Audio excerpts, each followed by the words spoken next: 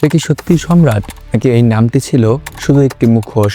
সাভারের পরিত্যক্ত ভবনে একের পর এক পোড়া লাশ পাওয়ার পর সবাই যখন এক ভবঘুরে পাগলকে নিয়ে গল্প করছিল, ঠিক তখনই বেরিয়ে এলো এমন এক সত্য যা পুরো এলাকাকে শিউরে তুলেছে।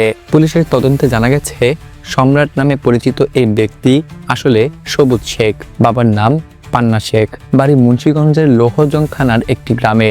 বছরের পর বছর ধরে সে এক এক সময় এক এক নাম ব্যবহার করে নিজেকে আড়াল করে রেখেছিল।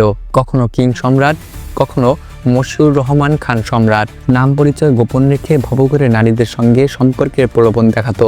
তারপর তাদের নিয়ে যেত সাভারের পরিত্যক্ত এবং নির্জন ভবনে। পুলিশের ভাষ্য অনুযায়ী কেউ অন্য কারো সঙ্গে সম্পর্ক করলেই সে ক্ষিপ্ত হয়ে যেত, আর সেই ক্ষোভের শেষ হতো খুনে। 3 থেকে 4 দিন আগে তানিয়া ওরফে সোনিয়া নামের এক তরুণীকে সে পৌর কমিউনিটি সেন্টারে এনে রাখে। পরে ওই তরুণীর সঙ্গে আরেক ভবঘুরে যুবকের সম্পর্ক হলে প্রথমে যুবককে দোতলায় হত্যা করে, এরপর নিচে এনে মেয়েটিকেও।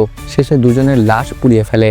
সোমবার আদালতে 164 ধারায় 6টি হত্যার দায় স্বীকার করেছে সে। 10 দিনের রিমান্ড চাওয়া হয়েছে, কিন্তু পুলিশ বলেছে সে এক এক সময় এক এক কথা বলছে। তার বক্তব্যগুলো মিলিয়ে দেখা হচ্ছে, অনেক জায়গায় মিলছে, অনেক জায়গায় আবার গড়মিল রয়েছে। সাভার মডেল থানার সামনে, হাসপাতালের আশেপাশে, বাস স্ট্যান্ড এলাকায় প্রায় সবার চোখের সামনেই ঘোরাফেরা করতো সে। কখনো ডাবওয়ালার কাছে, কখনো দোকানির কাছে টাকা চাইতো।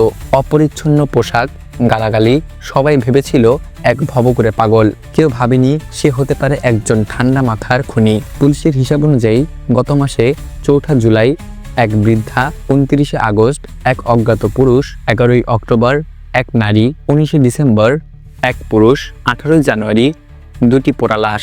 এই 6টি হত্যার সূত্র মিলেছে এক জায়গায়, পৌর কমিউনিটি সেন্টারের পরিত্যক্ত ভবন। শেষ 2 লাশ উদ্ধারের পর সিসিটিভি ফুটেজে দেখা যায় এক ব্যক্তি কাঁধে করে একটি লাশ নিয়ে যাচ্ছে।